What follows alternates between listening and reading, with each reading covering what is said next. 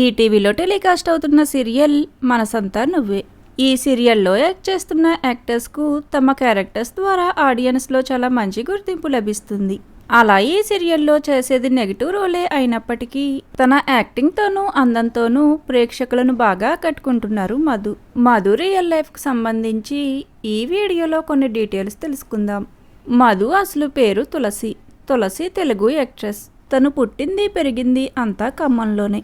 అలానే తను స్టడీస్లో గ్రాడ్యుయేషన్ను కంప్లీట్ చేశారు. ఇక తులసి మొదటిగా తన స్టడీస్ కంప్లీట్ అయిన తరువాత న్యూస్ రీడర్గా తన కెరియర్ను స్టార్ట్ చేశారు.